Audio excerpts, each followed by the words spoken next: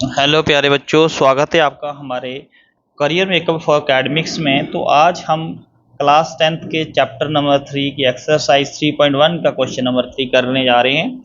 आपने ऑलरेडी 3.1 के क्वेश्चंस जो है नंबर 1 क्वेश्चन नंबर 2 सॉल्व कर दिया है। जिसने भी अभी तक वो क्वेश्चंस जाके नहीं देखे तो कृपया वो मैथ्स की सीरीज़ में जाके देख लें, 10th की सीरीज़ में। तो यहाँ पर देखिए क्या दिया हुआ है। क्वेश्चन दिया है कि ऑन कंपेयरिंग द रेशोज, किस किस की रेशोज, A1/A2, B1/B2, C1/C2।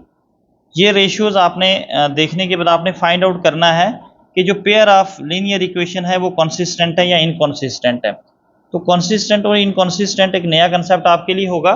तो याद रखना, जो भी पेयर ऑफ लीनियर इक्वेशंस आपस में जो लाइन्स हो वो इंटरसेक्टिंग हो,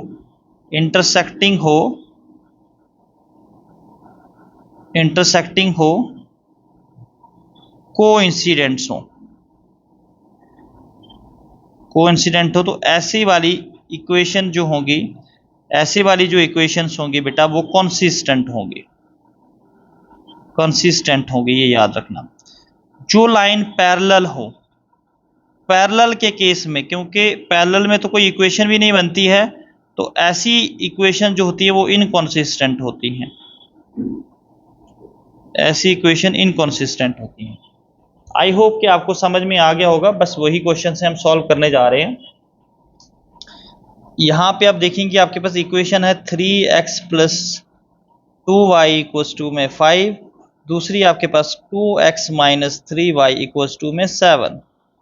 अब देख लेते हैं, A1 आपके पास 3 है, A2 आपके पास 2 है, B1 आपके पास 2 है, B2 आपके पास -3, ऐसे करके आती हैं, ऐसे ऊपर से। C1 आपके पास 5 है और C2 आपके पास 7 है। देख लेते हैं क्या 3/2 जो है वो 2/3 के बराबर हो सकती हैं। A1/A2 जो है वो आपके पास बन रहा है 3/2। B1/B2 आपके पास क्या बन रहा है, वो बन रहा है 2/3, माइनस पीछे आ जाता -3। उसके बाद हम देखेंगे C1/C2 आपके पास आ जाता है 5/7। तो यहाँ से देखने से पता चल रहा है कि A1/A2, क्योंकि ये बड़ा फ़र्क है, यहाँ माइनस है और है भी ऊपर 2। A1/A2 जो है वो B1/B2 के नहीं है बराबर। जब नहीं है बराबर तो लाइन्स आर इंटरसेक्टिंग है। दीज लीनियर इक्वेशन क्या है, दीज लीनियर इक्वेशन को शॉर्टकट में ऐसे भी लिख सकते हैं, आर इंटरसेक्टिंग है। मैंने अभी आपको बताया, जब लाइन इंटरसेक्टिंग हो तो वो क्या होंगी, वो कंसिस्टेंट होंगी। तो अब इंटरसेक्टिंग का मतलब क्या होता है, ऐसी इक्वेशन जिसकी यूनिक सॉल्यूशन हो। ऑलरेडी मैं बता चुका हूं, ऐसी इक्वेशन जिनकी यूनिक सॉल्यूशन हो, यूनिक सिर्फ एक ही सॉल्यूशन पॉसिबल हो, यूनिक सॉल्यूशन हो, ठीक है। तो ऐसी लाइंस को हम कहते हैं इंटरसेक्टिंग लाइंस। तो हेंस द पेयर ऑफ, तो लास्ट में आपको बताना क्या है, hence the pair of linear equation is consistent।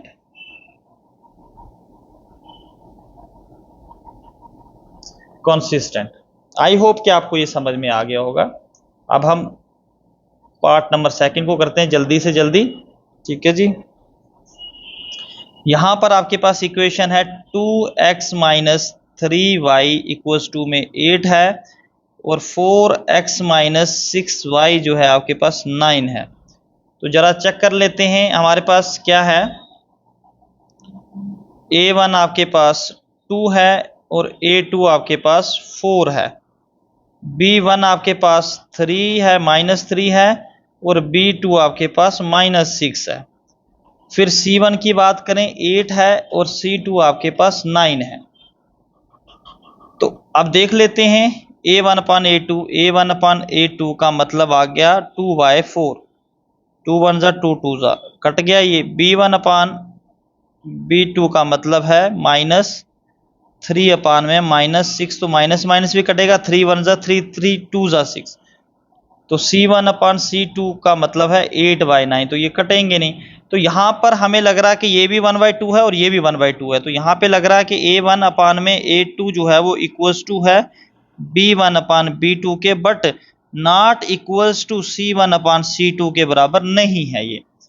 तो जब इक्वल नहीं है तो ये लीनियर इक्वेशंस कौन सी हैं? पैरेलल हैं। ऐसी कंडीशंस तो पैरेलल इक्वेशंस की बनती है। तो आप कह सकती हो इक्वेशंस द लीनियर इक्वेशन क्या बन रही है? लीनियर इक्वेशंस इज पैरेलल है। पैरेलल को आप ऐसे भी लिख सकती हो, या तो आप पी ए ऐसे भी लिख सकते हो, आप चाहो तो ऐसे PARLLEL पैरेलल लिख लो, ठीक है। तो मैंने यहाँ पे लिख लिया, जिसको प्रॉब्लम होगी तो वो इससे लिख सकता है, ठीक है। तो लीनियर इक्वेशन इज पैरेलल, तो ऐसी इक्वेशन में क्या होता है? There is no solution. तो ऐसी में सॉल्यूशन पॉसिबल नहीं होता है। तो मैंने आपको कहा था जब लाइन इंटरसेक्ट ही नहीं कर रही है, ना कोइंसिडेंट है, तो क्या कहेंगे? Hence the pair of linear equation, hence the pair of linear equation क्या है? Is consistent, sorry inconsistent. Parallel के केसेस में इनकॉन्सिस्टेंट है, ठीक है। एक ही पैरेलल के केसेस में इनकॉन्सिस्टेंट है, इनकॉन्सिस्टेंट। आई होप कि आपको ये पार्ट भी अच्छे से समझ आ गया होगा। बढ़ते हैं अगले पार्ट की ओर।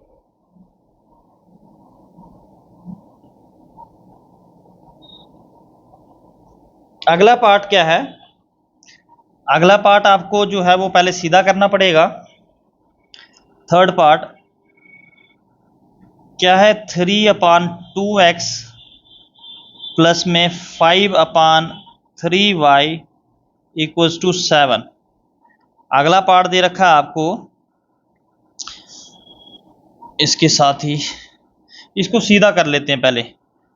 3 3 ज़ा 9x, 9x 2 × 5 2 ज़ा 10, ये क्रॉस मल्टीप्लाई कर रहा हूँ मैं, ठीक है। 5 2 ज़ा 10, y आ जाएगा नीचे वाला 3 2 ज़ा 6 इक्वल्स टू 7। इसको मल्टीप्लाई कर दो यहाँ पे, तो 9x 1 ज़ा 9x ही रहेगा, प्लस 10y 1 ज़ा 10y, तो ये 7 इधर मल्टीप्लाई होगा तो 42 आ जाएगा। इसको इक्वेशन 1 रखो जी। तो दूसरी ऑलरेडी सेट है, बनी हुई है, तो ये हमें सीधी करनी थी। 9x minus 10y equals to में 14 है, यहाँ पे 42 यहाँ पे। अब चेक कर लेते हैं इसको। देखो हमारे पास क्या है, A1 आपके पास 9 है, A2 भी आपके पास 9 ही है, B1 में हमारे पास 10 है और B2 में हमारे पास -10 है, फिर -10 है, ठीक है। माइनस और प्लस का जमीन आसमान का फर्क है। C1 आपके पास 42 है और C2 आपके पास, C1 आपके पास 42, C2 आपके पास 14 है। तो कर लेते हैं चेक, इसको ज़रा चेक करते हैं क्या है ये। A1/A2 जो है वो बन रहा है 9/9, मतलब 9/9 मतलब कट के 1 आ जाएगा, मतलब 1/1 भी लिख सकते हो इसको, है ना। B1/B2 काट के क्या बन रहा है? माइनस का 10 है और 10 है, कट कुट के तो ये आ जाएगा -1/1 आ जाएगा। तो C1/C2 के केस में क्या आएगा? इधर लिख लेते हैं 42/14। 14 कैसे जाएगा ये?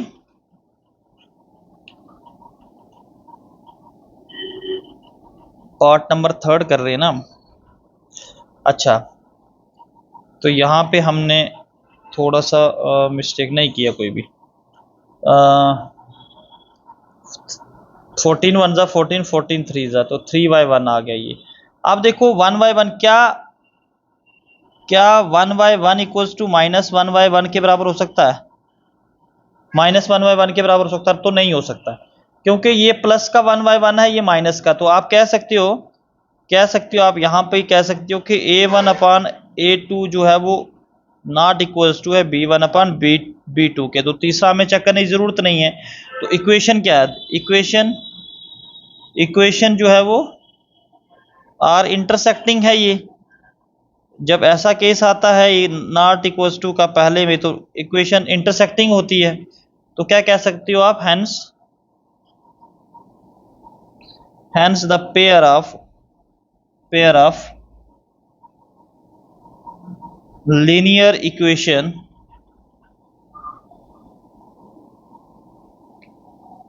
is, तो जब इंटरसेक्टिंग हो और कोइंसिडेंट हो तो हम उसको कंसिस्टेंट कहते हैं। ऐसी इक्वेशन जो होती है वो कंसिस्टेंट होती है। आई होप कि आपको ये समझ में आ गया हो।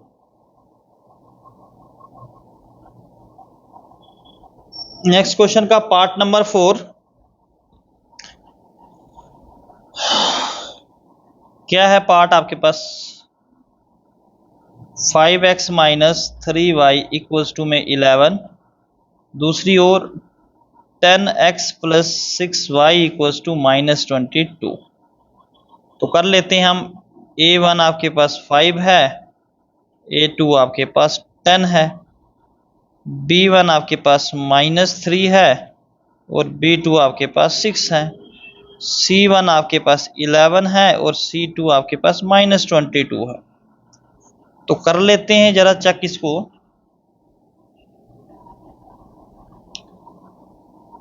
अच्छा सॉरी, यहाँ पे देख लेना माइनस है भाई, यहाँ पे माइनस है, ठीक है, माइनस है यहाँ पे, ये a2 माइनस है, ठीक है, ये आप बराबर हो जाएंगे, सारे बराबर हो जाएंगे, ठीक है।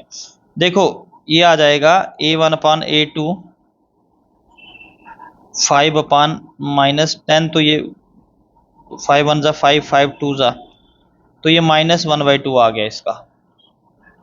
दूसरी ओर देखते हैं हम, कामा करके b1 अपान b2 -3/6 है, तो 3 1 जा 3 2 जा, तो ये भी क्या आ गया आपके पास, -1/2 कट के, ठीक है जी।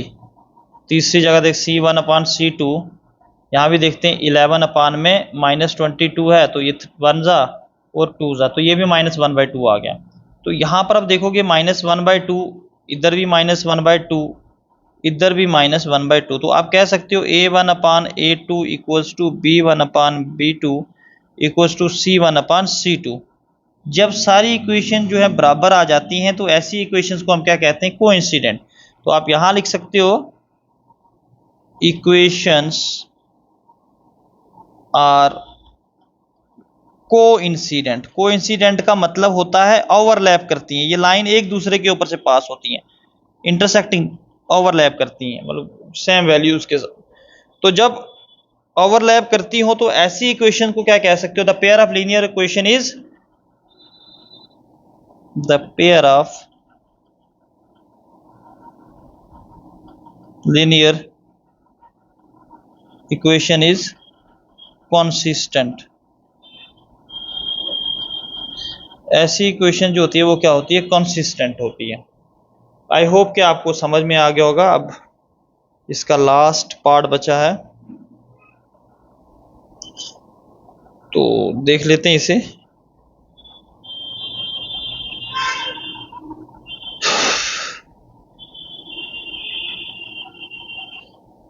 क्या है पार्ट आपका, पांचवा पार्ट है, 4 अपान में 3x plus 2y equals to 8। इसको भी सीधा करना पड़ेगा पहले, दूसरा तो सीधा ही है तो इसको कर दो सीधा। तो कैसे सीधा होगा ये, 4 1 जा 4x, 3 2 जा 6y और 3 1 जा 3 इक्वल्स टू में 8 आ जाएगा। तो कर दो इसको, 4x प्लस 1 से मल्टीप्लाई करोगे वैसा रहेगा 6y, ये इधर मल्टीप्लाई होगा 3 8 जा 24, क्रॉस मल्टीप्लाई होता है। ये इक्वेशन 1 ले लो, ये 1 सीधा करना जरूरी है अंडरस्टैंडिंग के लिए। आ जाएगा 2x प्लस में 3y इक्वल्स टू में 12 आ जाएगा। तो इक्वेशन सेकंड है ये। आप देखो क्या आया, a1 आपके पास 4 है, a2 आपके पास 2 है, b1 आपके पास 6 है और b2 आपके पास 3 है। इसी तरीके से c1 आपके पास 24 है और c2 आपके पास जो है वो क्या है, 12 है। तो कर लेते हैं कंपेयर। ये तो कटेगा, 2 1 जा 2, 2 जा, यहाँ भी 3 1 जा 3, 3 2 जा, ये तो सारे इक्वल ही आएंगे। जैसे इक्वेशन बन रही है ये तीनों भी इक्वल ही लग रहे हैं मुझे। तो आप कर लेते हैं इसको हम, तो a1 अपान यहाँ पे कर लेते हैं, ज़्यादा बेस्ट रहेगा थोड़ा सा साफ साफ। a1 अपान में a2, ये क्या आ जाएगा 4 अपान में 2। दूसरी ओर b1 अपान में b2, वो आ जाएगा आपके पास 6 अपान में 3।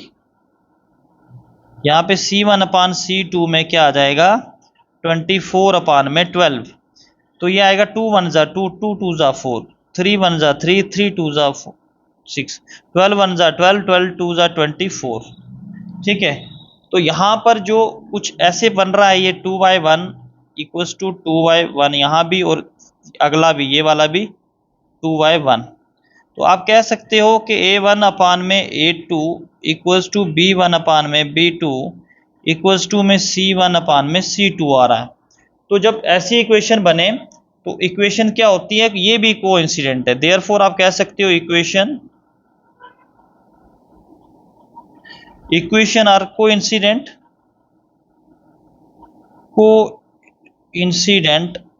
अगर कोइंसिडेंट आए तो आप क्या कहोगे, therefore hence the pair of linear equation is consistent. तो पेयर ऑफ लीनियर इक्वेशन जो है वो कॉन्सिस्टेंट होगी। आई होप कि आपको क्वेश्चन नंबर 3 अच्छे से समझ में आया होगा। मिलते हैं अगली वीडियोज में जहां हम क्वेश्चन नंबर 4 को डिस्कस करेंगे। मुझे दीजिए इजाजत। जय हिंद, जय भारत।